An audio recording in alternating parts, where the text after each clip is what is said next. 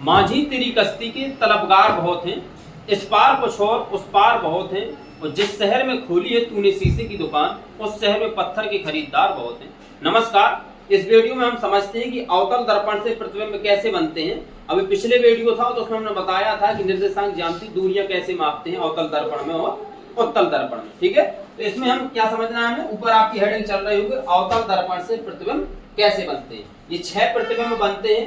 ये ऑप्शन में सबसे ज्यादा क्वेश्चन आता है कि वस्तु को क्या होता है जब वस्तु को हम अनंत तथा वक्रता केंद्र के बीच में रख देते हैं तो प्रतिबिंब कैसा बनता है, उसकी प्रकृति कैसी होती है, उसका आकार कैसा होता है। तो ऐसे क्वेश्चन ऑब्जेक्टिव टाइप पूछ लिए जाते हैं। ठीक है, तो इसको समझ लो। तो सबसे पहले हमने लिखा है जब वस्तु कहां हो, अनंत पर। अब वस्तु कहां रखी है, आपकी अनंत पर रखी है। जब वस्तु देखो, इसमें आपको केवल 3 पे ध्यान देना है, इस पर और इस पर। ये 3 आप समझ लेंगे, 3 आपको ऑटोमेटिक समझ में आ जाएंगे। ये एक दूसरे के क्या होते हैं, उल्टे। जहां प्रतिबिंब बनता है इन 3 में, जहां प्रतिबिंब बनेगा, यदि उल्टा करके वहीं पे वस्तु को रख दिया जाए तो प्रतिबिंब कहां बनेगा, जहां पे इन तीनों में वस्तु रखी है। समझ रहे, देखो एक बार में यदि समझ में ना आए तो इसको देखते हैं। इसमें वस्तु कहां है, अनंत पे। जब वस्तु अनंत पर है तो प्रतिबिंब कहां बनेगा, फोकस पर। कहां बनेगा, फोकस पर। अच्छा, प्रकृति कैसी होगी उसकी, होगा कैसा, वास्तविक। कैसा होगा, वास्तविक और उल्टा। अच्छा, आकार कैसा होगा, अत्यंत छोटा। कैसा होगा, अत्यंत छोटा।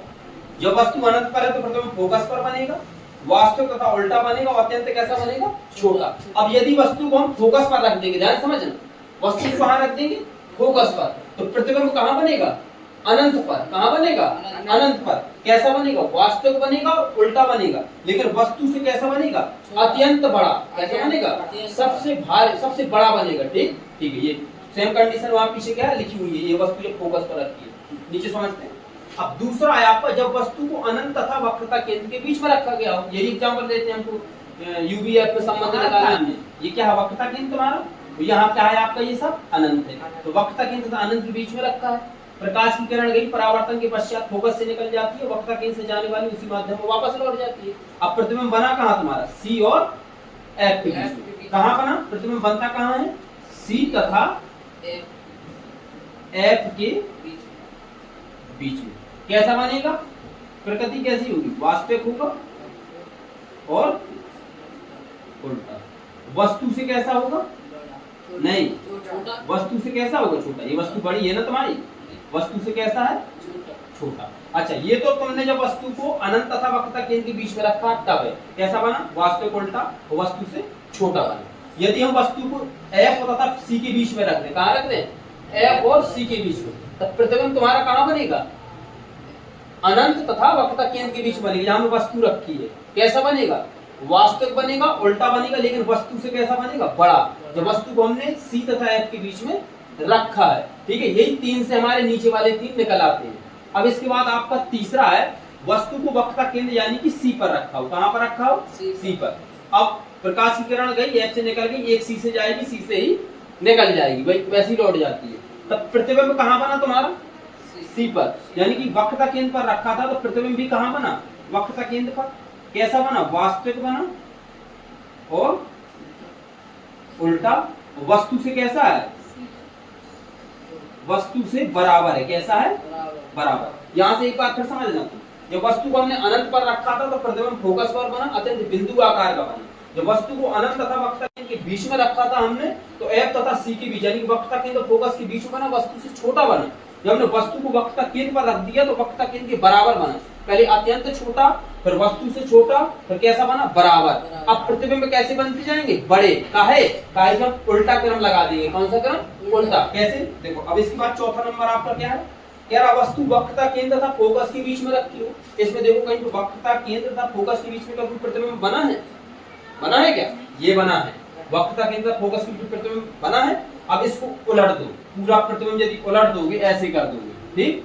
तो अब इसके बाद यहाँ पे ये है, फिर ये वस्तु यहाँ रख दोगे तो किरण जाएगी और एफ से निकलेगी, निकलेगी कि नहीं लाइन में ये सीधी नहीं बन रही है, एफ से निकल जाएगी।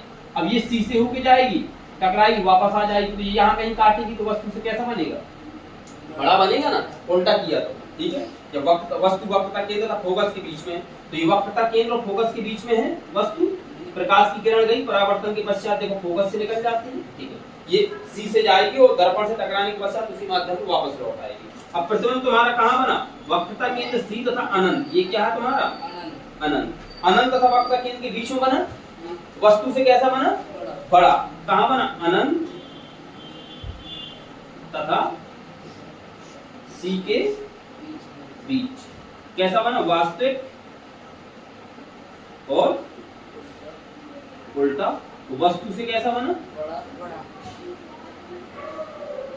बड़ा, ठीक। अब इसके बाद यदि हम वस्तु को नंबर 5 में फोकस पर रखते हैं, कहाँ रखते हैं फोकस पर, क्या कहीं पे प्रतिबिंब फोकस पर बना है, कहाँ पे बना है, कह रहा नहीं गधेड़ा, समझ रहे हो तुम कुछ, जब वस्तु को हमने अनंत पर रखा था तो प्रतिबिंब कहाँ बना था फोकस पर, यदि वस्तु को फोकस पर रख देंगे तो प्रतिबिंब कहाँ बनेगा अनंत पर, जब वस्तु को अनंत पर रखा था तो वास्तविक उल्टा था, तो वास्तविक उल्टा रहेगा, अत्यंत छोटा था तो अब कैसा बनेगा अत्यंत बड़ा, बस सेम कंडीशन लगा था, वस्तु को हमने कहाँ रखा है एफ पर, प्रतिबिंब कहाँ बनेगा अनंत पर, वस्तु से कैसा वास्तविक बनेगा, कैसा बनेगा वास्तविक और उल्टा, वस्तु से कैसा बनेगा अत्यंत बड़ा, कैसा बनेगा अत्यंत बड़ा। अब वस्तु को फोकस तथा ध्रुव के बीच में रख दिया जाता, कहाँ रख दिया जाता वस्तु को फोकस तथा ध्रुव के बीच में, इसको और समझ लो बस आखिरी कंडीशन, वस्तु को F तथा पोल P के बीच में रखा है, ठीक है हमने रखा है, प्रकाश की किरण जाएगी, परावर्तन के पश्चात कहां से लौट निकलेगी फोकस से निकल जाएगी, अब इसके बाद C से जाएगी, निकल कहां से जाएगी C से ही लौट आएगी, लेकिन हमें आभास ऐसा होता है कि प्रतिबिंब शायद दर्पण के पीछे बन रहा है, कहां बन रहा है दर्पण के पीछे, तो जब वस्तु को फोकस तथा ध्रुव के बीच में रखा जाता है, इसे बहुत अच्छे से याद रखना है, जब वस्तु को फोकस तथा ध्रुव के बीच में रखा जाता है तो प्रतिबिंब दर्पण के पीछे कैसा बनता है, दर्पण के पीछे कैसा बनता है आभासी, और आभासी होता है और सीधा होता है, वस्तु से कैसा होता है वस्तु से बड़ा, ठीक, आभासी बनेगा, सीधा भी बनेगा, वस्तु से कैसा बनेगा बड़ा। तो इस वीडियो में आपने क्या समझा है कि अवतल दर्पण से प्रतिबिंब कैसे बनते हैं, अब जो अपना नेक्स्ट वीडियो आएगा उसमें आप समझेंगे कि उत्तल दर्पण से प्रतिबिंब कैसे बनते हैं। तो आई होप कि आपको समझ में आया होगा, तो आज के लिए इतने ही रहने देते हैं, मिलते हैं नेक्स्ट वीडियो में, तब तक के लिए जय हिंद। वीडियो अच्छा लगे तो लाइक और शेयर जरूर कर देना, धन्यवाद। जाते जाते थोड़ा सा आप इसको एक बार और रिपीट करेंगे, यदि हम वस्तु को अनंत पर रख देंगे तो प्रतिबिंब कहाँ बनेगा फोकस पर बनेगा, कैसा बनेगा बिंदु आकार का, वास्तविक और उल्टा, यदि हम वस्तु को फोकस पर रख देंगे तो प्रतिबिंब कहाँ बनेगा अनंत पर बनेगा, वास्तविक बनेगा, उल्टा बनेगा, लेकिन वस्तु से कैसा बनेगा सबसे बड़ा बनेगा। अब दूसरी कंडीशन में कि वस्तु को अनंत तथा वक्रता केंद्र के बीच में रख दिया जाए तो प्रतिबिंब वक्रता केंद्र तथा फोकस के बीच में बनेगा, वस्तु से छोटा बनेगा, वास्तविक तथा उल्टा बनेगा। दूसरी कंडीशन क्या है, यदि वस्तु को फोकस तथा वक्रता केंद्र के बीच में रख दिया जाए तो प्रतिबिंब कहाँ बनेगा अनंत तथा वक्रता केंद्र के बीच में बनेगा, वस्तु से कैसा बनेगा बड़ा बनेगा, वास्तविक बनेगा और उल्टा बनेगा। इसके बाद तीसरी कंडीशन में आते हैं, जब वस्तु को वक्रता केंद्र पर रख दिया जाता है तो प्रतिबिंब कहाँ बनता है वक्रता केंद्र पर ही बनता है, वास्तविक बनता है उल्टा बनता है, लेकिन वस्तु पे कैसे बनता है बराबर बनता है, ठीक। अब इसके बाद अगली कंडीशन आती है तुम्हारी, सेम कंडीशन क्या 3 बताती है, तो 3 निकल के आ गई है, तीसरी तुम्हारी घट कौन सी जाती है, भाई दोबारा थोड़ी वक्रता केंद्र पर रखोगे, दोबारा वक्रता केंद्र पर रख दोगे तो फिर वहीं पे आ जाएगा। अब इसके बाद तुम्हारी एक कंडीशन रह जाती है, बिल्कुल लास्ट वाली छठवीं कंडीशन, वस्तु को फोकस तथा ध्रुव के बीच में रख दिया जाए, तो फोकस और ध्रुव के बीच में रख दिया वस्तु को तो प्रतिबिंब तुम्हारा कहाँ बनता है दर्पण के पीछे बनता है, आभासी बनता है, सीधा बनता है, वस्तु से बड़ा बनता है। आया समझ में?